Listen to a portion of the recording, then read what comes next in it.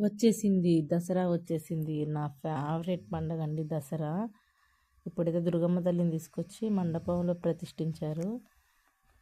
చాలా టెంపుల్స్కి వెళ్ళి చూసామండి ఎక్కడెక్కడ ఏ బొమ్మ బాగుందనేది. ఇంటికాడైతే ఇక మా నందమ్మ హడావిడి స్టార్ట్ చేసింది బతుకమ్మలను పేర్చటం.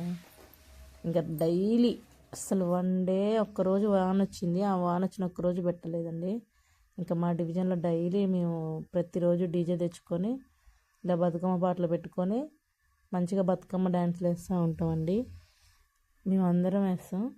ఇంకా నేను కూడా మా నందమ్మ పేర్చిన బతుకమ్మని తీసుకొని వచ్చిన. మేము 9 days మస్తు పండగనైతే ఫుల్ ఎంజాయ్ చేసినాం. ఇంకా అమ్మ వాళ్ళ ఇంటికి పోవాలిగా దసరా అంటే అమ్మ వాళ్ళ ఇంటికి వెళ్ళి కూడా వెళ్ళా నేను.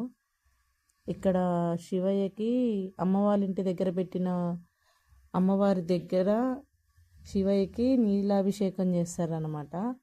అంటే టెంపుల్ మా అమ్మ వాళ్ళ ఇంటి దగ్గరలో శివయ్య టెంపుల్కి వెళ్ళి అక్కడ నుంచి నీళ్ళు తీసుకొచ్చి ఇక్కడ మా మండపం దగ్గర ఉన్న అమ్మవారి ముందున్న శివలింగానికి ఇట్లా గంగాభిషేకం చేసాం మేము.